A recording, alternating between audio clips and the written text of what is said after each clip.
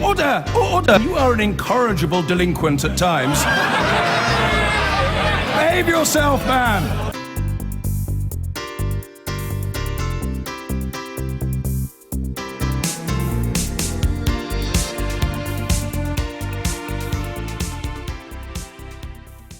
So, Jan, Parliament's recalled tomorrow to pay tribute to Joe Cox. That'll influence that'll have an effect on the campaign. It'll take eyes away from it. That we've got David Cameron tonight on Question Time on BBC One, then the big debate from Wembley on BBC One on Tuesday night. How will the final couple of days be, do you think? What should we be looking out for? It'll be more muted than it would have been otherwise, had it not been for the killing of Joe Cox last week. I think there's no appetite at all on either side to return to some of the vociferousness of the past month or two. Muted, but also quite settled in that I think the campaign is now decided in the sense that we know what the two issues are. The ultimate question on the ballot paper is, do you dislike immigration more than you like, whatever you want to call it, economic calm, let's just call it that.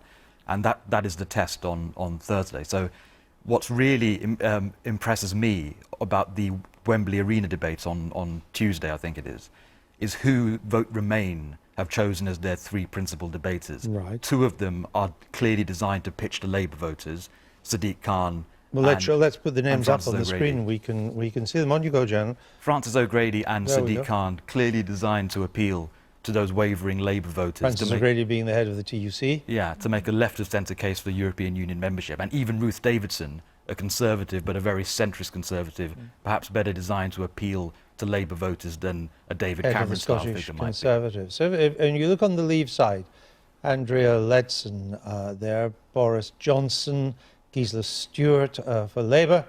Is there Andrea Leadsom being a Conservative MP? Boris Johnson, I think we know. Looking at that up there, both of you, which is the stronger team in your view?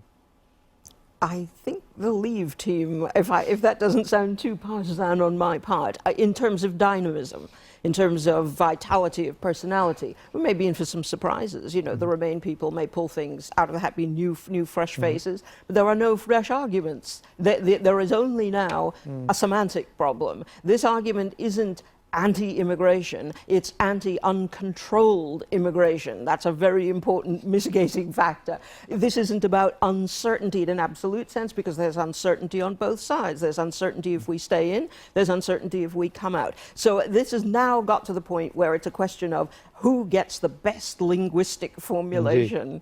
Indeed. Now, anything can happen in a big debate, particularly one Wembley with 6,000 people going to be there. Even a Rolls-Royce machine can crash. But if I was a Remain strategist, I would be worried that team's a bit underpowered for this big event. What say you? I would agree. Francis O'Grady is someone we might all know in the chatting classes. I'm not sure anyone else really in the country would, apart from if you're a keen aficionado of the TUC. Leave have clearly gone with the team, exactly the same team that they thought did rather well on the ITV debate. Yes, it is exactly the same, Exactly isn't it? the same. There are no substitutions from the bench there whatsoever, where Remain have got, I think, three all completely different characters. Now, it suggests to me that Remain, therefore, have got some new tactics. The last time when we saw Amber Rudd, etc., going very viciously for Boris Johnson, this one the last week is all about, Janan's absolutely right, it's all about getting out your base vote now. People know the arguments. Even if you haven't been tuning in, you've been flooding in subconsciously via the radio waves with the telly on in the background. So it's all about now motivating your supporters to go out to the polls. Hence why, and the one interesting thing I'd say on the Remain choice there is Ruth Davidson. Now, a small tedious anecdote. We set up a debate of our own on The Sun. We have a cab that goes around and a cab driver that interviews in the back. Ruth Davidson, we wanted to debate two parties in the back. Ruth Davidson was the one the Remain campaign put up, and we couldn't get a single person in the Leave campaign to debate her. Certainly on the Tory side, what we were wanting to. Why, because they were frightened of her? They're frightened of her.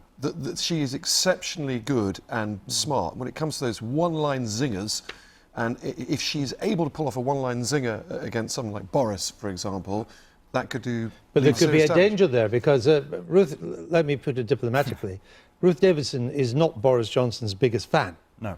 And Boris Johnson already got attacked by Amber Rudd in the ITV debate.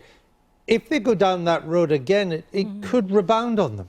Unless you could argue that what Amber Rudd got wrong was the precise tone with which she attacked Boris Johnson, and a more skillful politician, which is what I think Ruth Davidson is, might be able to pull off the same type of line, but deliver it in a You mean in a have to better be way. better scripted than the Amber Rudd Well, line was the scripted? point about scripting is interesting, because this confirms Tom's point. I was talking to someone in Number 10 just a couple of days ago, and he was saying that when you brief politicians, you usually have to give them the line, the killer attack on your opponent. With Ruth, you have to do nothing.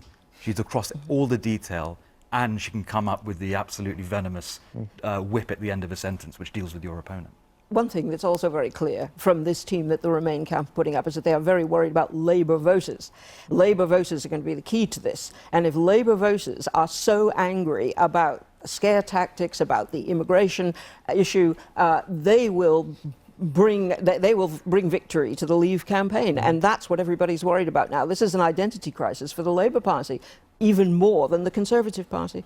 And David Cameron on Question Time tonight, Question Time special. It's at 6:45 this evening with David Dimbleby in the chair. Michael Gove already did one last week, just one-on-one with the audience. Live programmes with an audience, always tricky, but David Cameron knows how to do these things, doesn't he? This is absolutely his forte, is the medium of his choice, which is, fun enough, precisely why it's happening, because of course he wouldn't do anything else. So what I think will be most interesting from him tonight, though, is the tone the Prime Minister chooses to set. The post-Joe Cox tragedy age of trying to be a bit nice to each other. Personally, I don't think George Osborne succeeded on a rival TV station this morning. He can't really do uplifting, happy politics. Even Paddy Ashdown fell into the trash comment. Yes. If you look at what's been happening, 2 whole years of British politics we've just spent campaigning. We actually haven't stopped. Scottish referendum, Indeed. into the general election. As the Prime Minister's the first to tell you, And he's you know what? exhausted by it. Negative campaigning works. So let's be fair. If the PM does the Mr. Brightside uplifting stuff, that may work just a little bit better than the scare stories. Yes. There's a lot of talk about how politicians have been attacking each other. There's been rather less talk about how they're attacking the electorate. I think that the idea of trying to terrify pensioners into thinking that the triple lock on their pensions will have to be withdrawn, that sacred promise that Cameron made to the electorate. I mean, if the old gits vote the wrong way, I thought that was disgusting.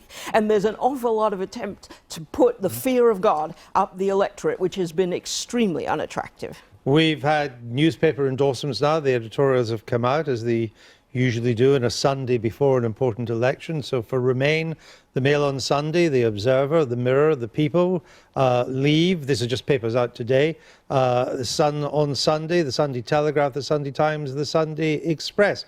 It is fashionable to say that editorials don't matter at all, but politicians still crave for them to come down on their side. So they must have some importance. Well, and if we're heading towards a very, very close result, 51-49 kind of result, then even a minimal impact is a significant impact.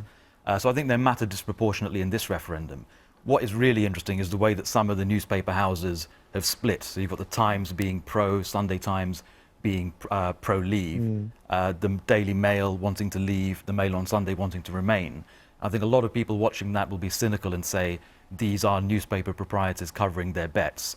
I think it's more the case that it's a good reflection on the newspaper industry, and these editors are being given their head to decide a large existential question for the country, and they genuinely depart from each other. So when we go into the vote on Friday morning, I think on Thursday morning, the polls open at 7 o'clock, I believe. Where will we be? Will we know the result, do you think? Will it be clear, as it was in 1975? Or will it be like the general election of last year, when even those who thought they knew the result didn't? I think it's going to be an extremely long night, and I think we may not know the result until the same time on Friday morning. It will be close, and John Mann was absolutely right. Polls are polls, they're snapshots. Maybe there are shy Brexiters, maybe there are shy Remainers.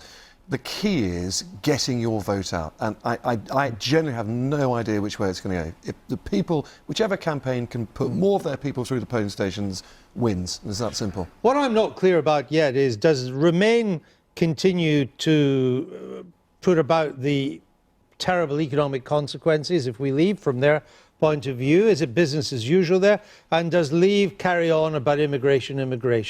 Are we just going to get more of the same? The tone may be different, after what's happened, but fundamentally it's going to be the same till Thursday. Those are always the headlines, but there are some more subtle arguments, and I wish they were getting more attention. I wish that the Leave campaign was stressing more the uncertainty, the economic uncertainty of the EU and the political uncertainty of the EU. Maybe it's by too late. no means, sorry? Maybe too late. Well, maybe. But I mean, it has been said. It's just that it's not a headline. We've done and I think questions about the risks of remaining. I'm not implying that you haven't, Andrew, personally. But the media attention has been on the risks of leaving. That's the change proposition. Yeah.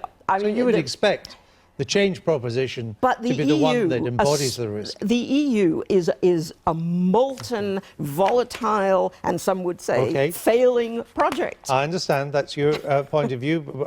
Instead of the substance, how will we vote? I think we'll vote to stay in. By a small amount? By a margin of 55 to 45. Well, that would be very healthy for Remain this time. 45. Yes, quickly. Yeah, well, you'll be quickly. lucky. No, I think it'll be Leave by a squeak. Remain 51-49. That's even closer. There you go. I've been